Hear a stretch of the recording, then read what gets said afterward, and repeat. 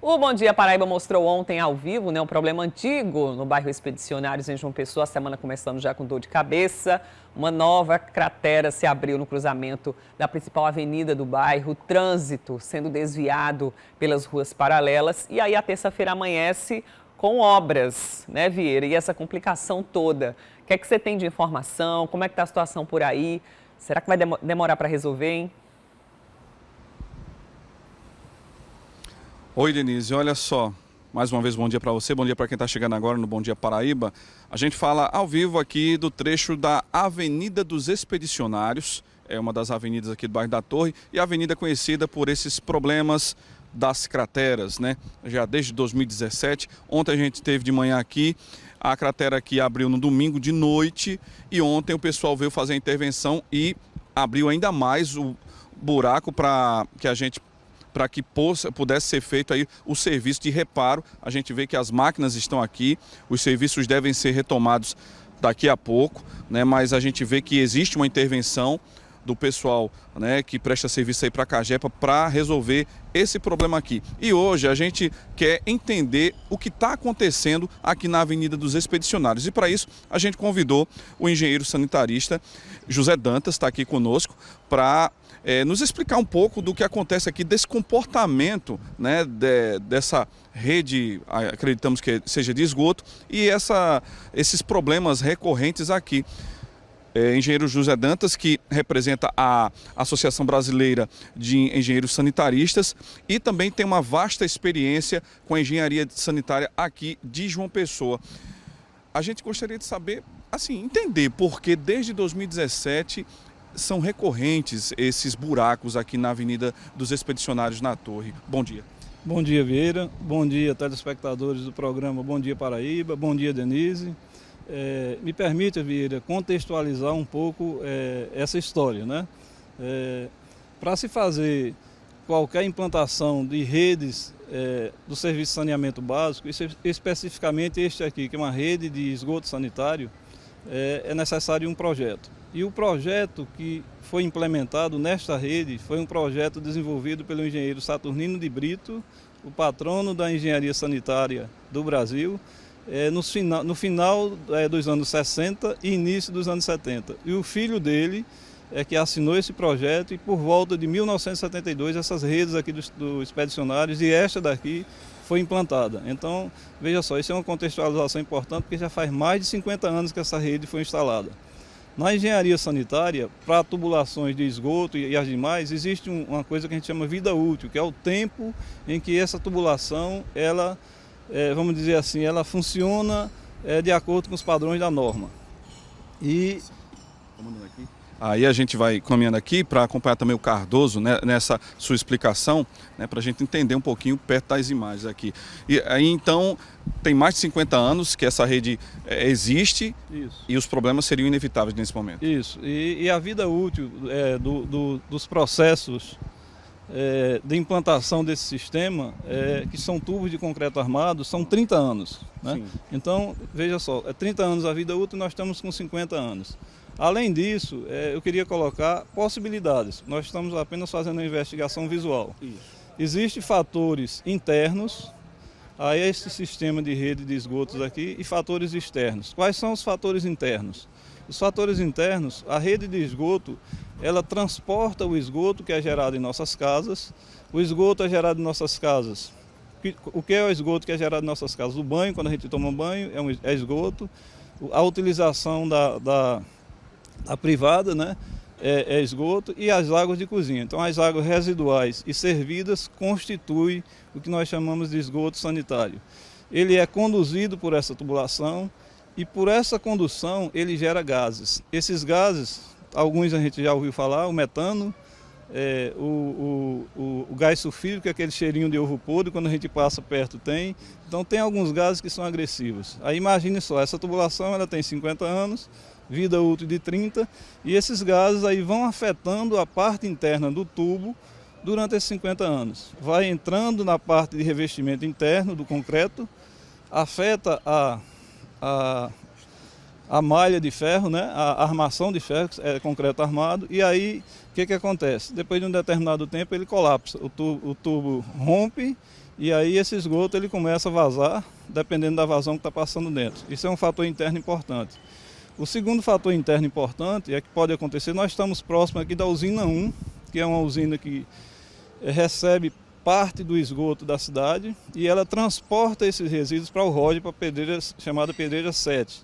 E esse transporte é exatamente na direção dessa rua aqui, ele é bombeado. E às vezes acontece picos de pressão no bombeamento.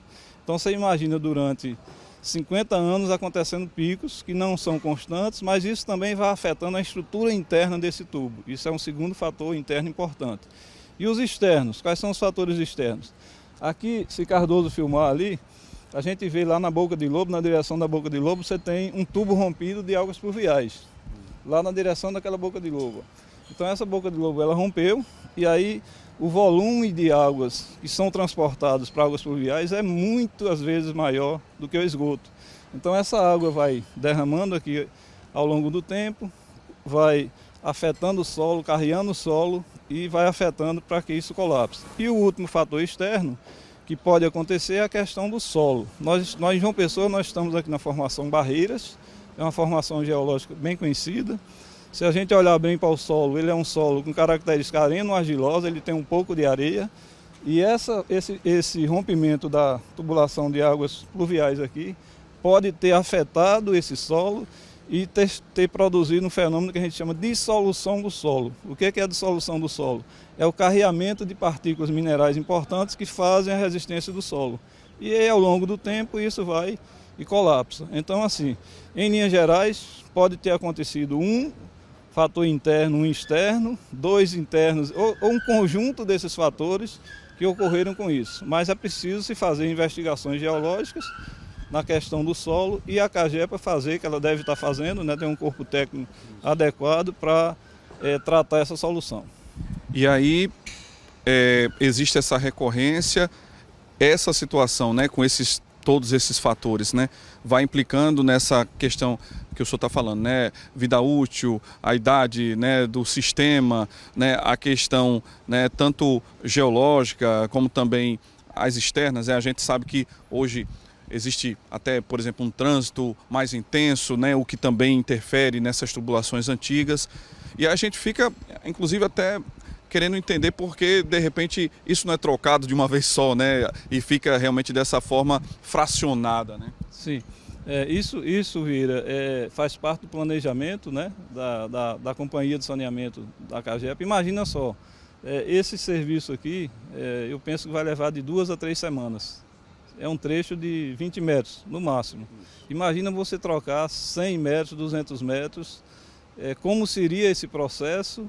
Um processo que iria afetar os moradores, de todos os moradores. Então isso tem que ser feito de forma planejada e de forma organizada, senão não funciona. Em geral, as companhias de saneamento atuam dessa forma. Quando ocorre, ele já identificou que isso aqui tem essa idade, mas aí quando ocorre o problema, atua para resolver, né? Imagina só trocar tudo de uma vez isso. Era um desgaste para a população. Aqui é um corredor importante, principal, que leva a diversos locais. Então, essa possibilidade ela precisa ser planejada e feita, executada principalmente com o controle social da população que mora no entorno. Seu José Dantas, engenheiro sanitarista, né, representando a Associação Brasileira dos Engenheiros Sanitaristas, muito obrigado por toda essa explicação, esclarecimento importante para que a gente aqui no Bom Dia Paraíba possa entender o que acontece aqui no bairro da Torre, né? Porque são tantas as crateras, né? Crateras que já viraram até meme, né? A gente sabe que em 2017, lá na primeira, aqui, ali no cruzamento da Júlia Freire com aqui a Avenida dos Expedicionários, né? A professora Célia se espantou com a situação e terminou nos dando uma entrevista, né, dizendo que estava realmente chocada, né, com a situação que estava vendo. E é uma situação que choca mesmo. A gente vê, é uma cena realmente de assustar. E a gente vê que é um trabalhão, né, é uma interferência muito forte, que é muito violenta, né, tanto geologicamente falando, mas também a interferência que vai ser necessária para o reparo desse local aqui, desse buraco, dessa cratera, né? Denise, espero que a gente tenha esclarecido os nossos telespectadores, né, com o auxílio aí do engenheiro José Dantas, e a gente espera, né, que esse problema seja resolvido o mais rápido possível e que a gente possa não ver mais tantas crateras aqui na Avenida Expedicionários. Se bem que a gente sabe que pela idade da tubulação é um desejo nada fácil de ser alcançado. É com você. Agradeço, Vieira, pelas informações. O engenheiro deu uma verdadeira aula geológica para a gente, né? Ele explicou bem direitinho como funciona todo o sistema de saneamento. Agora eu vou te contar. Que planejamento é esse das nossas cidades, né? Uma tubulação que era para durar 30 anos, já está aí há 50 anos debaixo da terra e agora com esse problemão para resolver. E aí, realmente, na palavra do engenheiro, ele explicando o quanto seria complexo, né, para a companhia de abastecimento de água da Paraíba fazer toda a troca, né, de toda essa tubulação. Teria que ter um grande planejamento para que as pessoas realmente não fossem prejudicadas no caso. Mas é algo que tem que ser visto, né? Afinal, a cidade está crescendo, tem mais habitantes vindo para cá, os problemas aparecendo. E aí, vai esperar o problema aparecer para tentar resolver? Ou vai planejar para que ele não aconteça, né? Eu acho que é o que deveria ser feito, né? É o que deveria ser planejado. Enfim, obrigada, viu, Vieira? Valeu pelas informações.